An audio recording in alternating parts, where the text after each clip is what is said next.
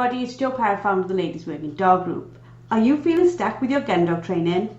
Trust me, you're not alone, and that's exactly why you need to be here. Every week, we're bringing you the best tips and hacks to make training your gun dog easy peasy. We'll keep it straightforward, no fuss, just actionable guidance that you can put straight to use. So let's get started. Hello and welcome to another episode of Found It, Fetched It. This week we're going to be talking all about the importance of being unapologetically you in gun dog training and in life. Joining me for this week's amazing podcast episode is LWDG mindset coach Emma Liddell. How are we today, Emma? Really good, Jo. Really good. It's been a few episodes since we've had you on the podcast. It feels like quite a while, doesn't it? Yeah, I think it has been quite a while and a lot has happened. So it's really nice to be back. It's lovely to have you back as well. We're going to talk about this because this is something I think we sort of see within the group where people are like, not always saying sorry, but they always feel like they personally should apologise for things that are out of their control, don't they? Yeah, and it's really interesting because often when I look at posts, they start with an apology. And I find that really interesting. Like, I don't mean to offend anyone, or I don't know if this is okay, or I hope this is all right to ask this here, or I hope I don't upset anyone. And even then, it's almost like the post has started even before they've said anything with an apology for asking a question. I always find that curious as well, because within our group, we've worked incredibly hard, all of us, for many, many years to make it a completely safe space. There's no such thing as a stupid question. So even though they know they're in that space, they still show behavior from maybe other spaces where they feel, even from the first couple of words in a post, that they are going to be judged for whatever there is they're going to say. Yeah, and I think I was thinking about this a little while ago when I was talking about the topic of this podcast, and I was thinking about why is it's more specific to females than it is males. If you look at men asking a question, let's say, for example, looking at a completely different forum, or even some of the other open forums to gun dogs as a whole, you'll find that men will ask a question. It's just quite a forthright question. Like, I just want your opinion on a really good quality coat or beating sticks or whatever it might be, or, you know, a training technique. Whereas with women, we have this feel that we need to apologise before we assert an opinion or ask a question.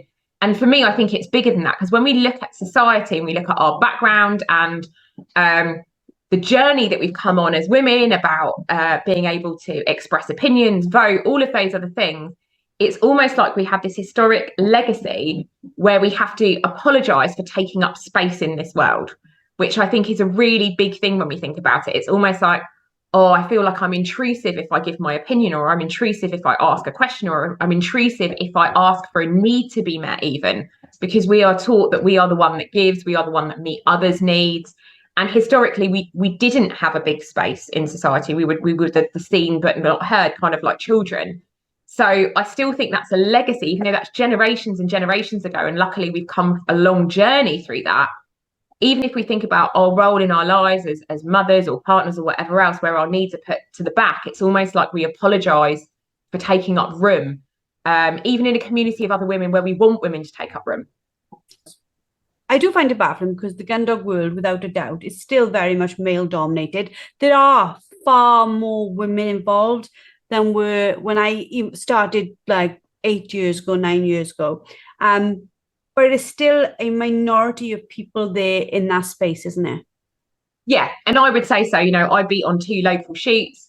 I would say one of those shoots is maybe 50-50 men, women that work dogs, beat or pick up. Certainly the other shoot, which is a much larger shoot, is predominantly men out beating, predominantly men out working their dogs, predominantly men out picking up. And I think I'm probably one of only 3 women that actually work a dog on that shoot. So what do we mean when we say being unapologetically ourselves? I think it's about letting go of that inhibition that I have a right, almost, which sounds quite assertive. And a lot of women are probably hearing this like, oh, I have a right to something. I have a right to talk about myself, to talk about my needs, to ask questions. I have a right to ask for my needs to be met. I'm not going to guarantee they're going to be met, but I have a right to ask. I have a right to have a voice. I have a right to have an opinion that is as valid as other people's opinions. And I think sometimes that's even hard in a world where if we're training our dogs, but we're not a formal gun dog trainer, that's not our job, but we still go out and train our dogs a lot of the time. Is my opinion as valid of that as a trainer? Is my opinion as valid as someone else's opinions? And you'll find it in groups of women where we'll have a group of us talking and then we spend all our time almost half interrupting each other. Go, oh no, you go first. Oh no, you. Oh no. Oh, I'm sorry. Like, oh, have I been rude? And it's like, just stop. Like, all our opinions are valid. We'll go around the room one at a time. Don't worry. But we are so concerned that our voice might upset or impact on somebody that sometimes we don't even listen to that voice in ourselves. It's almost like I'm not willing to even let myself hear the voice about what I need because I'm worried that I'm going to upset myself, let alone anyone else. What do you think is going on in our minds when we do it? I think it's fear. I think fundamentally it's fear of not being liked. It's fear of rejection. And I know it's fear of being seen as, and I think this is a really interesting discussion that I had with someone only recently. It's this fear of being seen as emotional, especially if it's about our needs being met, because often when women assert themselves, they're seen as emotional or needy. They get labelled, and it's quite interesting because a man will get seen as assertive, and a man will get seen as knowing what he wants, and a man will be seen as kind of forthright, whereas women will be seen as feisty. Women, it's always generally in quite a negative light. They'll be seen as a ball buster. They'll be seen as too much, too needy, too demanding. And it's like, or they're just asserting themselves. And so when we have this comparison often between men and women, I'm not here to say that men are bad or wrong in any way, shape or form, but men are often congratulated for being strong and direct. Women are seen as threatening when they're strong and direct. And it's not seen as an attractive quality. Often we're taught to be quite submissive and we want to make sure everyone's okay and nurturing. And it's genetically in our structure. It becomes harder for us to have that voice. And we don't necessarily get praised growing up having that voice. We get praised for being nice and for sharing and not complaining and tolerating and giving. And those are, I'm not saying we shouldn't be praised for those. Those are all admirable qualities. But we should also be praised for setting boundaries and saying no and for being assertive and asking for what we need. And that doesn't get as fostered in women, I don't think, growing up as it does in men. I totally agree with you. And it's something that you just said made me think of something that, like, literally I've just written and posted on the LWDG business page, which is, it's coming up to a year now since my book went out, and I was like, my God, where has a year gone? So much has happened. And as I was sitting and thinking about what I wanted to write, I was remembering how much I was fearing, like, being judged or being compared to other people, and like, who is she to write about this topic? What gives her the right to do this? All those things. And I can remember them being incredibly powerful thoughts back in the time, and they were very much holding me back. And to a point where just before the book came out, I really thought twice about whether I was even going to publish it, because I was like, oh my God, what will people think of me? But why is it that you think, so why is fear something like is so powerful? Like, and how do we quieten it down? Because I was lucky, I had you guys, I had you, my husband, other experts going, we've read it, put it out, it's fabulous, do it. But if I hadn't had that, I don't know if I would have gone through with it. I really don't. So how do we quieten this voice inside? And the first question, I will come back to that point in a minute. The first question that I'd be challenging with you, when people go, who is she to do this? Who is she not to? Who is she not to do that? We always have to feel like we have to earn the right to do something rather than why shouldn't I be doing it? And as women, we always go like, why should I ask for more time? Why should I ask this question? Like, why should I not? Prove me wrong. Tell me that I shouldn't, rather than ask me for permission if I should. And that would always be my challenge. And you've probably had that from me quite a few times, Jo. Like, who are you not to? Like, if you've got the experience and you've got the knowledge and you've got the passion, why would you not? So that's for me a really good question. And it's a really nice way of women being able to reframe it instead of going like, should I? Why shouldn't I? Why shouldn't I go out and work my dog on a sheet? Why shouldn't I apply for a shotgun certificate? Why shouldn't I wear the tweed that I'm scared of wearing because I think everyone's going to laugh at me? Like, why shouldn't I do the thing that I wanted? Why shouldn't I enter a field trial if I think I can do that, or a scurry for the first time? Like, who am I not to? And then the second bit is going back to that fear that's that massive blocker. And fear is a survival mechanism. So it's really hard to override it, because fundamentally, if we drill down what fear is a fear of us being physically harmed or dying. Now, we know that most of the fear we experience now is psychological. It's very unlikely we're going to die as a result of asking a question. But the feeling and the core belief under that and what gets activated physically in our body is the same. Our body cannot tell the difference between physical threat and psychological threat. So if I fear that by asking the silly question that we say, and there's no such thing as a stupid question, but I'm still scared of asking it, my fear response in my body is going to be the same as that fight or flight, as in I could be physically harmed or die as a result of it. Now, to override that is super tough. Like, we can do it, absolutely, we can do it, but it's really, really hard. And so what happens is we don't do the thing, because it activates that part of the body. Our body naturally wants to keep us safe. The best way of keeping us safe is by keeping us small. And so if we're small, no one's going to recognize us. If we're small, we're not going to be a threat to anybody. If we're small, we're not going to be hurt. So great, I understand that. Being small is safe, but being small gets us nowhere in life. Being small doesn't allow us to grow. It doesn't allow us to stretch our wings. It doesn't allow us to experiment. It doesn't allow us to live. And there's a massive difference between living and keeping ourselves safe. And the bit that I really want to encourage in women is for us to stop keeping ourselves small. We do ourselves no favors by keeping ourselves small. We aren't true to ourselves. We don't follow what really works in here. And we aren't helpful to our communities. We aren't helpful to the women that come after us. So if there's one big message to take away, it's don't keep yourself small. It's not going to be helpful for anyone. We think it is, but it isn't. Do you think as well, like we talk loads about how mindset affects our dogs, affects our training? Is this another way we are maybe inadvertently affecting our training? Yeah, absolutely. We know that there is, we talk about the connection down the lead, that the lead becomes a conduit for our emotions. If you think about how sensitive dogs' noses are and what we train our dogs, what we can train our dogs to sniff, we can train dogs to sniff out if someone's about to have an epileptic fit or diabetic, go into a hypo, and they can smell that in us. Why on earth would they not be able to smell fear? We know they can smell it in each other. They can smell hormonal changes. They can smell emotional changes in us. Most of us know that when we're upset, our dogs aren't okay with that. They get very confused. They don't know what's going on. Some dogs become very needy. I know if I'm upset, certainly one of my dogs will come and sit on my lap and try and lick away my tears because he doesn't understand what's happening to me. I had an operation only a month ago, and it was really interesting to see my dog's reactions to that level of vulnerability. They could tell something wasn't right with me.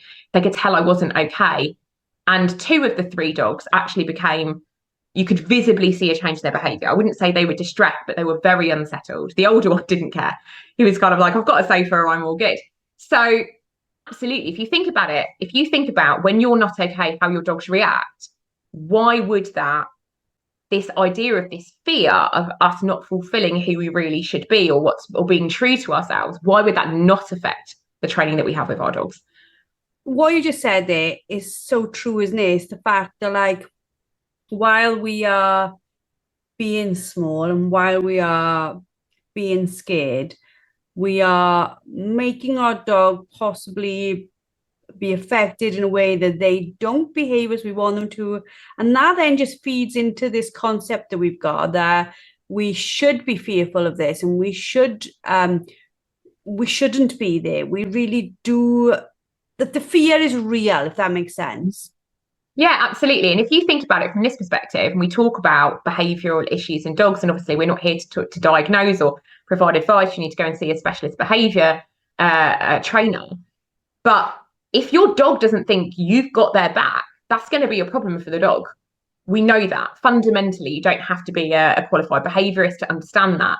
that if my dog doesn't know I'm going to step in and I'm going to advocate for it, my dog's behaviour is going to be different. My dogs trust me that I'm going to be there for them, that if something happens to them, I'm going to look after them and I'm going to step in and I'm going to deal with that. And that's the key start of the bond between us and our dogs. My dog knows I'm there for them. And therefore that dog's like, okay, cool, I can work with you now because you've got me. We're okay with this. So that fundamental first bond is so, so key. So how do we practically calm our minds? Because they can be chaotic, they can be crazy, they can be 100 mile an hour, and it can be very hard to allow space for logic or reasoning in this like emotive craziness that we've got going on. And something that is used to beat us a little bit as women, you know, or you're emotional, you can't control yourself. How do we calm our minds so that we can access our own logic? I think everyone's going to calm their mind slightly differently, which is great. Most of us don't believe we can do it. Most of us don't trust that we can actually calm our mind. Most of us are being told we can't calm our mind because we're hormonal. Or if we're not hormonal because we've got periods, it's hormonal because we're menopausal, or it's because we're women, or we're highly emotional, or we're highly strung. And I really want to move away from the negativity that we have around that, because actually what I'm hearing when people say that is you have the courage to feel. That's not a bad thing. And that's not a thing to be ashamed of. Like, you have the courage to feel. And actually, if we had more people that had the courage to feel, the world would be a much nicer place. It's when we don't acknowledge our feelings, that's when real serious problems happen. So we need to move away from this idea of being emotional as a bad thing. Emotions are our body telling us something. All it is information for our body. So if I'm feeling really excited or happy, and I've got this bubbling in my stomach because I'm like, oh, I'm really excited. My body's telling me this is good. Do more of this. This makes you happy. This makes you fulfilled. If I'm feeling anxious, or I'm feeling sad, or I'm feeling fearful, I need to know why. I'm not saying, often what happens is we go, I don't like this feeling, so I need to stop it. I need to stop the feeling as quickly as possible. Whereas actually it's an option for growth for a lot of us, of like, okay, I'm feeling this fear. Why? Because it's something that I don't know if I can do. Okay, cool, but I can still try that then. And the bit that I would say is women don't trust ourselves. Fundamentally, we don't trust ourselves. We don't trust that it's not our hormones or our emotions or whatever else. But we know what's best for us. We genuinely do. And most people are sitting there going like, Emma, I don't know what's best for me. And I'm like, but you do. And the analogy that I use with most of the clients I work with is, you know what food you like and you don't like, right? So for example, for me, I cannot stand olives. Olives for me are proof the devil walks the earth, because those are the droppings he leaves behind. Like, I hate them. And every year I'm like, oh, maybe my taste will change. And I try one and I'm like, why would you put yourself through this? Whereas there'll be people listening to this podcast going, oh my God, I love olives. Olives are great. And I know instinctively, people go, why don't you like olives? I just don't. I can't describe why. I just don't like them. Where there's going to be other bits of food where I love them and the other person's like, that's disgusting. Like mushrooms are quite for a lot of people, it's a divider. Some people love mushrooms, some people don't love mushrooms. And so if you can trust, you know what you like to eat and what you don't like to eat, you intrinsically know what your body likes and doesn't like. We can make that bigger and bigger about things, about choices, about, I don't know, it's same with movies. I didn't like that movie. We don't judge someone else for liking it and us not liking it. Same for music. I don't like that artist, but you do. It doesn't make anyone bad or wrong for liking whatever they like. So you intrinsically, deep down, if you know what movies you like or don't like, and you know what music you don't like and you like, and food you like and don't like, you do know what's best for you. It's just you've never tapped in and you've never actually listened to yourself. You've never had that pause where someone's gone, do you want to do this? And what you've done is your response has been pressured of, what do I think I should do? Like, am I going to make that person happy if I do it? Not, do I want to do it? And if you take that extra 5 seconds and you almost do like the olive test, as I do, and go like, if I do it, do I actually want to do this? And I listen to my body, and part of my body goes, yeah, you really want to do this. I'm like, yeah, cool, let's do it. Or like, oh no, I don't want to do this. Then actually I know what's best for me. And what's really hard about it is we don't listen to what's best for us because we're worried about upsetting other people, which is okay to some degree, but when it holds us back, it doesn't serve us. And also, we have this idea we don't want to upset people, but also we don't want to be different to people.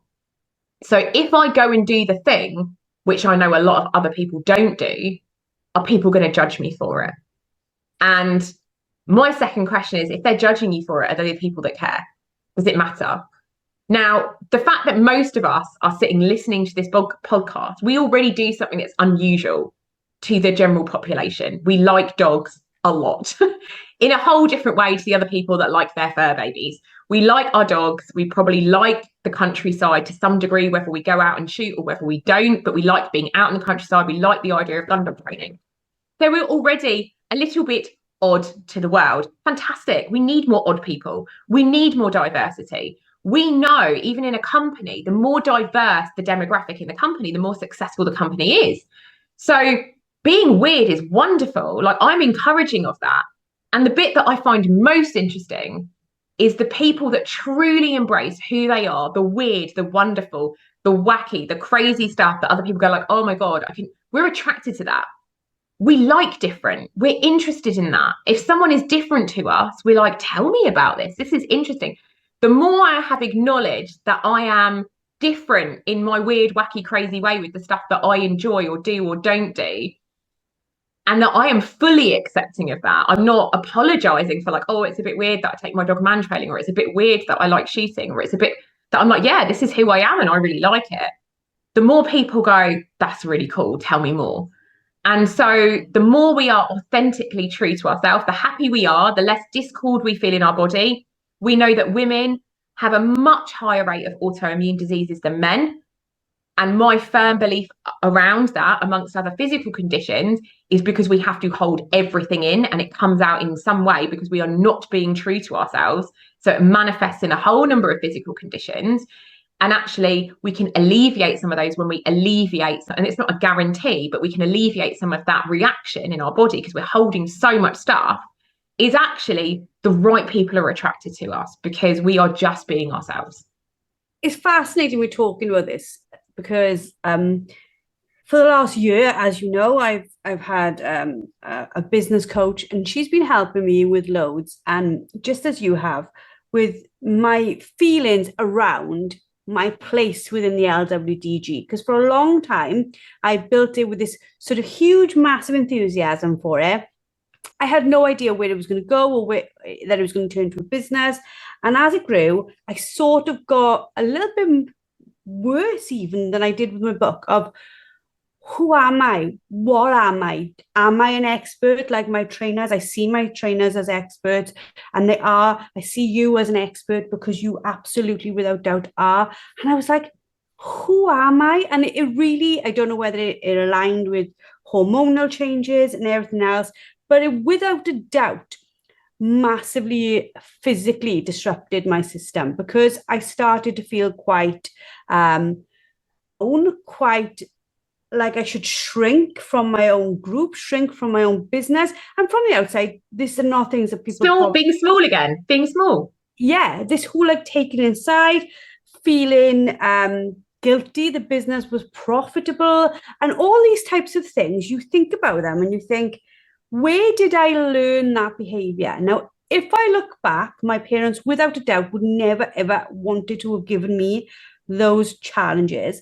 But I grew up in a household where it was still quite stereotypical, although my mum, I will give her this absolutely, my dad would try to play a stereotypical role, and my mum would say, not a expletive chance, that ain't working with me. And I grew up as well in the South Wales Valleys, still is, even today, I think, a little bit stereotypical, how a woman behaves, how a man behaves. And when I look at how I felt over the last year, a lot of that has got to do with how I perceive myself as a woman running a powerful business where she stands for something. And if we look at our dogs, it's very much the same. When you walk out on the field with a gun dog, you are, to a certain extent, on a stage where you are showing that you and your dog stand for something. Yeah. And I think there's two bits there. The first thing is, I absolutely know your role in the LWDG. You're the conductor. You're the conductor of the orchestra. That's your role. And you do your job very well. So I think sometimes we have this idea that we have to be an expert rather than a conduit. And even as a therapist, my job is not to fix the problem for a client. My job is to be the conduit. And that's probably like one of the best roles, because you're empowering other people. You don't have to do the work yourself. You're just empowering the other people to do it. So that's absolutely your role. If I look back, again, my experience growing up, I didn't grow up in the valleys, I didn't grow up in Wales. I grew up in a town, almost a small city. But my experience, again, very similar. I had very good, very stable parents, but there were times where their upbringing affected my upbringing. And I have a really good relationship. I'm very blessed that I have a good relationship with both of my parents. And I have an ongoing joke with my dad, because when I told my dad I wanted to be a therapist, my dad's response to it was, and he'll cringe when I say this, but he knows it's true. And don't get me wrong, he's apologised for this later on in life. He said, oh, that would be really useful for when you get married and have kids. Because his perception of it was that it will be a useful thing that I can fit in around my life, because I would get married and have children, because that's what you do. And the fact that I've created 2 thriving businesses of it, and I do all these other things, and I have a very, very independent life, absolutely did not fit the mold. Now, my parents are very accepting of that mold, but again, I remind him that was the angle that he looked at me as a woman, is that the accepted narrative would be that I would get married and I would have children, and that I'd probably be the stay-at-home mum, and I could fit in a little bit of counselling to help make some extra money for the income, because the assumption is that the man would provide the majority of the income. So even though our parents can be absolutely wonderful, fantastic people, as mine are, it can impact on us. And as a child, I was a very helpful child. I always got really good reports at school. Like, Emma's very helpful. She wants to help the other children, because I got praised for it. I got praised for being helpful. I got praised for being nice. I got praised for being generous. I got praised for all those things, which, again, as I said before, is a lovely thing to do in your children. But I didn't get praised for having a voice. I didn't get praised for standing my ground. I didn't get praised for having an opinion. And I was a very forthright child, as you can probably tell. My parents probably didn't have the easiest time with me at times like that. But as women, we don't get praised for being big. We get praised for being small and for being nice. And sometimes in this world, we don't need to be nice. We can be kind and we can be appropriate. We can be dignified. We don't have to be horrible. But this idea of being nice keeps us small. Do you find as well, like when I look on social media, and I follow some female huntresses, they self-labeled as that. They go out and they shoot and they hunt, and they put food in the freezer. And for me as a woman, I am inspired by that. But sometimes I sit and you do the doom scroll and you read comments, and there's almost this other side where some women and some men, it's not just men, it's men and women, are threatened by the role of the powerful woman. And then I think about it and I think, hold on, there are so many heads, shall we say, like if we look at Greek mythology and we see Diana, she's a god of the hunt, she's female, and I think, where did we lose the concept of a woman being strong and providing and secure and protector? Because in nature we see our dogs, when they've got a litter, they'll protect their litter to the death. They really don't care who gets between them and their pups. They are going to come for them. And then you see this sort of, I don't know, I don't want to go into history because I'm not knowledgeable enough. It's almost like this Victorian little woman sit at home in that. Like, that's a tiny bit of our history, yet we've sort of latched onto it.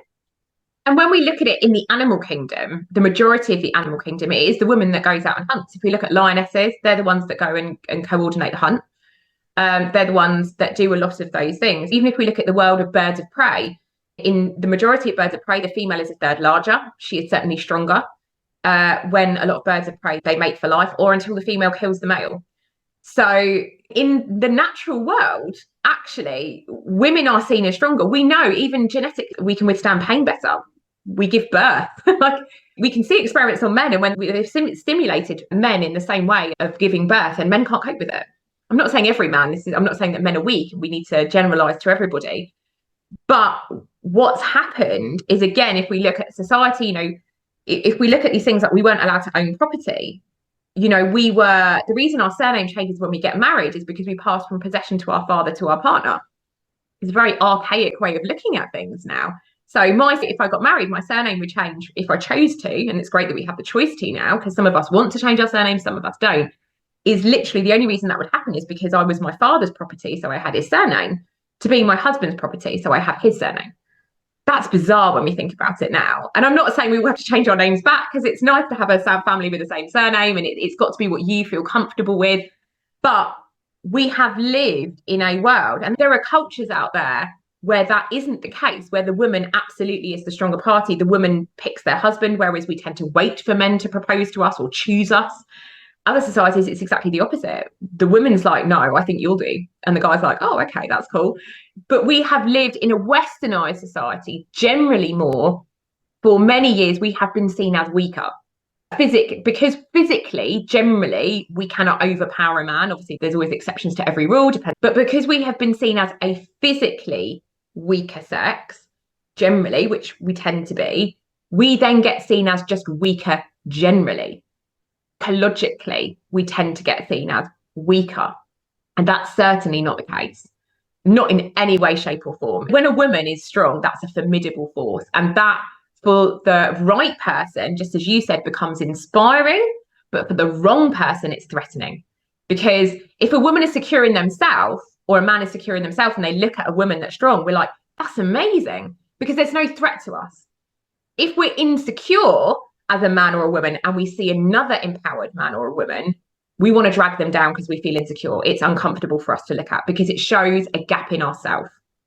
And this isn't like about man bashing whatsoever. It's about us as women standing into our power, isn't it? It's not like taking it back. We've always had it. We've just chosen internally in ourselves not to step into it. Absolutely. This is not about man bashing in any way, shape, or form. And it's also about understanding that our power is different. Our power is different to a masculine power. And we all have a blend of masculine and feminine in us, and that's cool and that's fine. We don't have to act like men to be powerful. We can embrace being a woman, and that can be a really powerful thing. And that's what makes men and women fantastic in many ways, because men can be powerful in their way that works for them, and we can be powerful in our way that works for us. And they are different. Very, very different. And there's often a blend. I'm not saying there has to be black. Nothing is black and white. We all have a blend of the two. But it's about this idea. And I saw this very much. If you look in the 90s, there was this kind of ladette era that you see where women were kind of wanting to act like men. And I was like, why can't we just be powerful in what we have and what feels right for us? For some of that might be some more traditionally masculine activities. Like for a lot of us, we shoot. We engage in sports that are more masculine, such as gundog training. That doesn't make us any less of a woman. It's just making it an equal experience in our own way. And I think that's what's important. When we are coming into our own power, it's not about pushing the other person down. It's about rising to the same level. And I think that's sometimes where we get it wrong. We think if women are rising up and we are being empowered in who we want to be, somehow we're pushing other women down or we're pushing men down. And we should never be doing that. But if we're doing that, we've got it wrong. It's about all of us coming into our power. Yeah, I totally agree with you. It's an incredibly personal and internal journey that we all need to go on, I think. Because I think that even if you don't think you need to go on it, at some point, male or female, at some point you will step into something in your life will trigger you to step into working out who you are and what you stand for and what you want life to look like going forward. And I think that's where you sort of find strength in vulnerability. You've worked with so many different people across the board. Where do you think, or what do you think is normally the trigger to find this strength in that vulnerability? Pain. It's when we hit whatever our rock bottom is, when we're really challenged with something and we have to go, I don't have any tools in the box for this, or I don't know how to get out of this, or my coping strategy is not working anymore. I'm going to have to dig deep and find something different. And so through that level of adversity or loss or pain or suffering, whatever that might be, loss of a job, loss of a loved one, breakdown of a relationship, a bereavement, that's when there's a catalyst for change. And it's really interesting. And again, there might be some men listening to this episode, and I think it's really key to understand that both of us have struggles. So for women, one of the things that I'm really keen on women feeling safe experiencing is anger. And that's really important. And for men, it's about having sorrow or pain or loss, because men aren't allowed to be emotional and women aren't allowed to be angry. And so we still have different challenges. So it's not saying that women have it worse than men, it's just a different challenge. It's just a very, very different challenge. Like, we're not allowed to be seen as angry. Anger is dangerous for men, but it's ugly for women.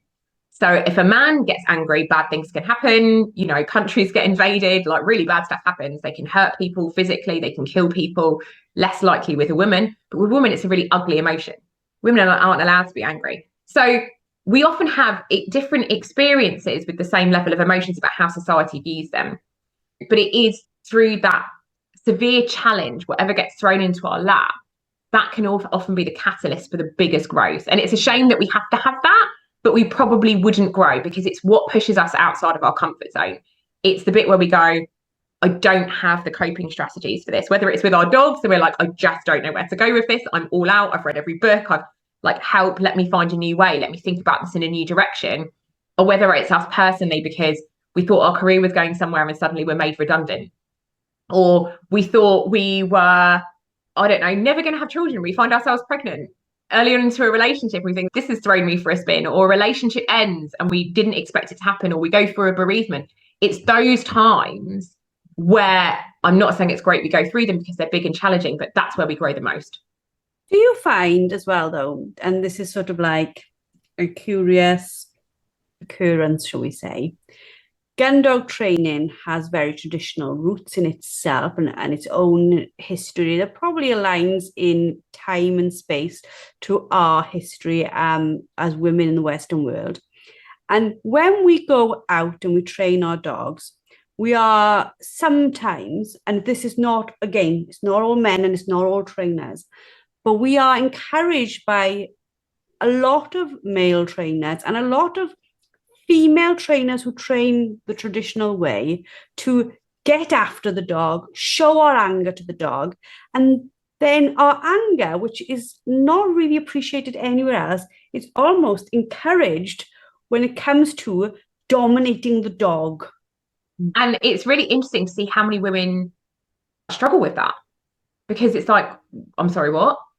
Like, I don't understand, I don't know. And so when you get, you know, I've seen it with female dog trainers. I've been at events, or I've been at away weekend, and the trainer will be like, tell the dog no. And the woman's like, no, don't do that. And they're like, no, tell the dog no, enough. And for a woman to do it, it's like, oh, well, can I do that? Like, yes. Yeah, it's okay to do that. It's okay to be firm. It's okay and it's almost like I'm like, it's okay to have a voice. And that might be the first time that we're really encouraging women to have a voice and to be able to set a boundary and go, that is not acceptable. And I think this is sometimes where we often see it, people struggle with that with dog training, because they're like, oh, I don't want to upset the dog. And I'm like, saying no to the dog is not going to upset the dog. Yes, hitting the dog or distressing the dog, it's gonna upset the dog. But saying no is not. That's setting a boundary. But we've never been allowed to have that voice before. We've never been able to go, oi, what are you doing? Get back here. Because, oh, that's ugly. Oh, that's an ugly thing for a woman to say. That's not very ladylike, is it? No, but it gets the job done. And who's to say what's ladylike and who's not? It's quite funny you say that, because I can always remember, as we finish up this podcast, my gran, who's still alive, bless her, she's in her 90s. We were somewhere, we must have been like, it was like a wedding or something like that. And people were drinking, and there was a table and a lady drinking out of a pint. And she just sort of leaned over to me and she went, Joanne, a lady never drinks a pint. And I was like, giggling. It wasn't like I would have drunk a pint anyway. I would have probably had a half pint Coke. But it has, again, it's stuck with me. And sometimes I find myself doing it. Like, I won't ask for a large soft drink. I'll always ask for the smaller soft drink, probably knowing I'm going to need two of them, so that I've got this like little glass. And then I laugh at myself, because I'm like, what are you doing, you lunatic? But it's like that voice inside me saying, this is what a lady looks like. And I think we need to redefine that, because in the nicest way, Jo, if you're thirsty, you get a big glass. Like, what, ladies aren't allowed to be thirsty? How ridiculous is that? Sometimes I'm blooming thirsty and I'm going to want to have a pint of something to drink. And it's like, oh no, but that scene is a little bit unseemly and unsightly. No, it's not. It's just fun. Like, fundamentally, that's a human need. I'm thirsty. And if I'm unwilling to even allow myself to have that human need because I'm worried that someone might think I'm unladylike, whoa, that's a lot of work to be done. You know, that's not right. And again, it's that idea of making ourselves small. And what's really interesting, it was only a couple of weeks ago that I posted on the Ladies Working Dog group about my dog being still to a flush of a hair. And if you listen to that video, I'm like, no, like it's a really loud. And I'm like, if you know, you know. And there's loads of people that have posted and laughed about it. And I sent that message to a couple of male friends that I know that work dogs. And most of the responses I got back from them was, I'd stay still as well. And it was like, yeah, do you know what? Because that voice was like, no, mate, there is no moving on this one. And it's okay to have that voice as long as you're not upsetting anyone and you're not hurting anyone. And that's our fear. It's okay to have a voice. And again, it goes back to that, whether it's the small soft drink, whether it's the small voice, we need to stop being small. Being small does not serve anyone, especially ourselves. And if we are not living true to ourselves, fundamentally, we're living an unfulfilled life, and that's not going to make anyone happy. And if we're not happy, we're not going to make people around us happy. So the first point it has to start with is us. I've absolutely loved this podcast, Emma Liddell, as always. I think there's people now probably getting out of their car who are going to be firm with their futures, and I think that's absolutely a lovely thing to do. This chat has given me quite a lot to think about, whether it's gun dog training or life, or just how we like show up for ourselves and the ones we love. Like the roles we play will, without doubt, from the conversation we've had, affect the generation coming behind us, won't it? Absolutely. And I think we owe it to ourselves, and we owe it to those that come after us, whether they're our biological children, the women we come into contact with, our nieces, our godkids, the one that we're the crazy auntie to, it doesn't matter. If we show them that it's okay not to be small and it's okay to have a voice, imagine what the generations after us are going to achieve. Yeah, a massive thank you to you for sharing like your wisdom on this and making it feel like relatable and doable to be our own versions of strong. I want to ask you before you go, what do you think are the steps? Because a lot of people don't want to go from like where they are now to like where they perceive they should be, but they're not ready to get there yet. How do we just make small changes that allows us to start building this confidence? It's exactly like that moment you just said, Jo, when you're really thirsty and your brain is like, don't order the big drink, get the big drink. And no one else will notice. No one else will be bothered. But for you, it will be that first step to going, my needs matter, my voice matters. And actually, I can do those things. And it's amazing once you do that and just noticing when you're about to make a decision, like, am I holding myself back from this? Is it fear? Is it fear of being rejected or not liked or whatever else? Because the people that may be fearful of you or that may reject you or may not like you, they're people you don't want around you anyway. The people that try and comment on your life and try and bring you down, those are voices you don't want to hear. It's the people that go, oh my God, you did that thing and that's awesome. Like, I'm so, like, that's great you did that. Like, I'm so chuffed for you. Those are the people you want to hear anyway. So just do the little things. It's a bit ironic that I'm saying this. Do the little things that stop you being small. Absolutely. And if you are one of our members, please listen to what Emma says. Listen, whoever you are. But if you're one of our members, please listen to Emma. And no, you do not need to start any post within our group with an apology. There is nothing to apologize for. We want to hear your thoughts, your failures, your successes, your chaos. We wanted to see it all because we're there to support you with it all. Before our listeners go, we want to make sure that everybody's aware of what's coming on the 1st of December. We've got something really exciting lined up, and that is our 21-day canine Christmas countdown. If you haven't seen the sort of promotional stuff of it yet, you sure will, and it's going to be for everyone. When I say everyone, all the ladies in our open community, ladies, leads and laughter, and also in our society membership. Sorry, gentlemen, we are using this in our ladies only areas. However, I am sure without a doubt that you can ask a mum, a friend, a niece, someone to sign up into the group so that you can see the next 21 days where we will be posting training activities, Christmas related, into those groups. It's going to be fab. If you are a member, you are going to get extra perks. There's going to be a £300 cash giveaway, so it's going to be absolutely amazing. It's all fun. It's keeping you going, keeping you and your dog enjoying training and adding a little bit of a festive sparkle to it. It is going to kick off on the 1st of December and end on the 21st, so please make sure you head over to those groups, ladies or gentlemen, using one of the ladies' friends to get in. I didn't say that out loud, but yeah, you know what I mean. Come in there and just find out all about those and enjoy those 21 days of exercises. The experts have worked incredibly hard on putting together some really funny, fabulous stuff for you to have a go at. As always, thank you for listening. And remember, you and your dog are always enough, just as you are in your own life. Sending you loads of love. We want to see you next week for our next episode, but bye for now. That's it for today's episode. A massive thank you for tuning in. Don't forget to head over to the LWDG and sign up for our membership. Get access to expert-led training, a wonderfully supportive community, and the resources you need to become a confident and skilled gun dog trainer. Let's take this journey together, because no woman should have to train her gun dog alone. We'll see you all next week.